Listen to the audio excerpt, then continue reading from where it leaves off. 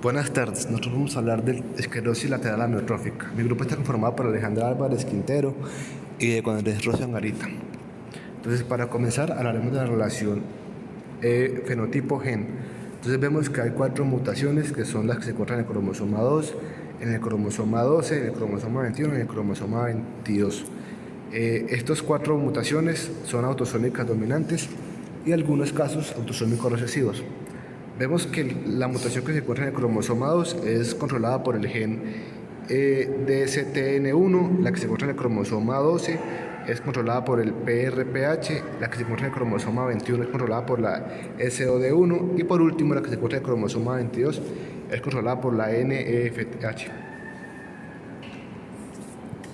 Bueno, ahora les hablaré de la descripción de la enfermedad. Se dice que del 15 al 20% de los casos de esclerosis lateral amiotrófica familiar, denominada en este caso ALS1, están asociados con mutaciones en el gen de la superóxido dismutasa 1, la SOD1, en el cromosoma 21q22. Aunque la mayoría de los casos de esclerosis lateral amiotrófica familiar que está relacionada con el gen superóxido dismutasa 1 siguen una herencia autosómica dominante, se han informado casos raros de herencia autosómica recesiva. La esclerosis lateral amiotrófica es un trastorno neurodegenerativo caracterizado por la muerte de las neuronas motoras en el cerebro, el tronco encefálico y la médula espinal, lo que resulta en una parálisis mortal. La esclerosis lateral amiotrófica generalmente comienza con la participación asimétrica de los músculos en la vida adulta media y aproximadamente el 10% de los casos de esclerosis lateral amiotrófica son familiares. Con respecto a las características clínicas de la enfermedad, existen 3 formas fenotípicas de ella, cada una heredada como un trastorno autosómico dominante. La primera forma que limitaron se caracteriza por una pérdida rápidamente progresiva de la función motora, con manifestaciones predominantemente más bajas de las neuronas motoras y un curso de menos de 5 años. Los cambios patológicos se limitan a las células del asta anterior y los tractos piramidales. La segunda forma es clínicamente idéntica a la primera, pero en la autopsia se encuentran cambios adicionales en la columna posterior, la columna Clark y los tractos espinocerebrosos. Por último, la tercera forma es similar a la segunda, excepto por una supervivencia mucho más larga, generalmente más allá de los 10 o a menudo 20 años. La neuropatología de la enfermedad muestra un patrón clásico de zona de raíz media, de desmielización de la columna posterior, además de la participación de la columna anterolateral y las células del asta ventral. Los cambios neuronales microscópicos incluyen una pérdida moderada de neuronas de los núcleos hipoglosos y los núcleos vagales motores dorsales, pérdida neuronal severa de los cuerpos anteriores del cordón cervical y lumbar con gliosis reactiva, inclusiones intracitoplasmáticas eosinofílicas en muchas de las células restantes del asta anterior lumbar y una pérdida moderadamente simétrica de neuronas de la columna de Clark. Ahora, en cuanto a la herencia, la esclerosis lateral amiotrófica familiar, causada por mutaciones en el gen SOD1, generalmente causa enfermedad autosómica dominante, pero también puede causar esclerosis lateral amiotrófica autosómica recesiva. Se considera que la esclerosis lateral amiotrófica presenta una herencia autosómica dominante con penetrancia incompleta. Bueno, ahora les hablaré de lo que es la epidemiología.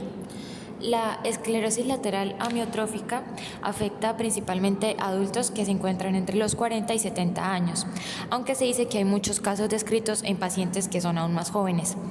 La proporción entre hombres y mujeres es aproximadamente 1 a 3 a favor de los varones.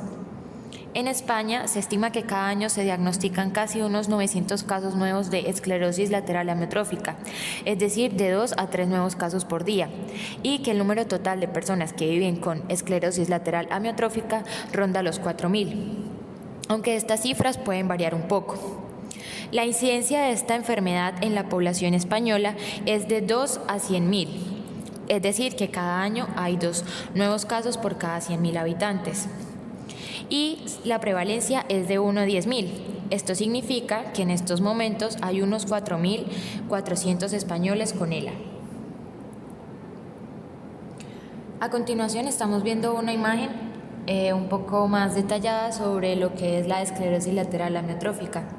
Esta enfermedad no tiene cura y no hay una razón definitiva del por qué ocurre. Es una enfermedad neurodegenerativa progresiva que afecta a las células nerviosas del cerebro y de la médula espinal. Se manifiesta porque el paciente va a tener debilidad muscular, tos y calambres musculares, discapacidad en los brazos y piernas, dificultad para proyectar la voz y dificultad para respirar y tragar. Cualquier persona la puede sufrir. Se dice que la pérdida gradual de fortaleza conduce a una parálisis y a la pérdida de la función muscular. Y en la imagen podemos ver más o menos cómo se ve el músculo normal y el músculo afectado. Actúa las neuronas motoras en el cerebro y la médula espinal son las que se enferman y mueren. Ahora les voy a hablar del cuadro clínico. La debilidad muscular implica dificultad a la hora de andar y la dificultad de coordinación en alguna de sus extremidades, como por ejemplo las manos especialmente, en lo que se refiere a inconvenientes a la hora de realizar determinadas actividades cotidianas. La extensión de ese debilitamiento y de la parálisis al tronco termina por provocar problemas para masticar, tragar y respirar, y puede surgir la necesidad a este último respecto de recurrir a la ventilación mecánica. Progresivamente aparecen movimientos musculares anormales como fasciculaciones, espasmos, sacudidas, calambres o debilidad, o una anormal pérdida de masa muscular o de peso corporal. El avance de la enfermedad suele ser irregular, es decir, es asimétrico. La enfermedad progresa de modo diferente en cada parte del cuerpo. A veces puede avanzar muy lentamente, desarrollándose a lo largo de los años y teniendo periodos de estabilidad con un variable grado de incapacidad. En ningún momento se afectan las facultades intelectuales ni los órganos de los sentidos, como el oído, la vista, el gusto o el olfato. Ni tampoco hay afectación de los esfínteres ni de la función sexual. La enfermedad cursa sin dolor, aunque la presencia de calambres y la pérdida de la movilidad y función muscular acarrean cierto malestar. En cualquier caso, esta sensación suele desaparecer con la medicación específica y el ejercicio. En algunos casos aparecen síntomas relacionados con alteraciones de la afectividad, es decir, llanto, risas inapropiadas o en general respuestas emocionales desproporcionadas como reacción a la afectación física, denominados labilidad emocional, lo que en ningún caso significa que exista un auténtico problema psiquiátrico.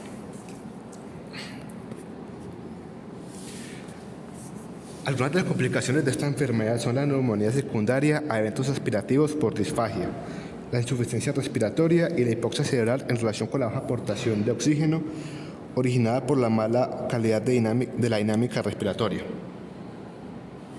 En cuanto al diagnóstico, el diagnóstico es fundamentalmente clínico. Después de que se haya sospechado el diagnóstico de ELA, se pueden practicar diversas pruebas para descartar otras enfermedades que pueden similar a ella, con analíticas sanguíneas o el tejido cefalorraquídeo por pulsión lumbar y resonancia magnética cerebral y cervical. El diagnóstico se realiza a partir de sintomatología del paciente y con ayuda de una exploración denominada electromiografía. En muchas ocasiones el diagnóstico definitivo puede tardar varios meses en producirse, aún después de realizar todas las pruebas pertinentes y observar la evolución de los síntomas. Entonces vemos una imagen en la que vemos cómo es la inervación en una persona normal y cómo es la inervación en la persona que sufre esclerosis lateral amiotrófica. A continuación les hablaré de ejemplos de personalidades públicas que padecieron la esclerosis lateral amiotrófica. Como caso puntual hablaremos de Stephen Hawking. La persona más famosa y más longeva es el físico Stephen Hawking, que sobrevivió 55 años con la esclerosis lateral amiotrófica. La esperanza media de vida de esta enfermedad a partir del momento del diagnóstico es de aproximadamente 14 meses. En su caso concreto, los médicos le habían pronosticado 2 años, cuando le diagnosticaron la esclerosis lateral amiotrófica en 1963. Hawking había opinado que la variedad de la enfermedad que padecía había sido causada probablemente por una deficiente absorción de vitaminas. Comenzó una dieta sin gluten, sin lácteos, sin azúcar, sin aceites vegetales y sin alimentos procesados, cuando su enfermedad había progresado hasta el punto en el que le impedía tragar y había empezado a ahogarse al comer. Complementaba su alimentación con suplementos diarios de vitaminas y minerales, incluyendo el ácido fólico, la vitamina B12 y otras vitaminas del grupo B, la vitamina C, la vitamina E, zinc y algunas cápsulas de aceite de hígado de bacalao. Tras un tiempo de iniciada la dieta, empezó a incluir pequeñas cantidades de productos lácteos. Hawking fue un caso excepcional, no solo por ser la persona que más años sobrevivió con la enfermedad, rompiendo todas las estadísticas, sino también porque su enfermedad parecía haberse quemado y su progreso frenado, llegando a ser relativamente estable. Por todo ello se ha convertido en un caso fascinante y desconcertante para los neurólogos. Muchas gracias.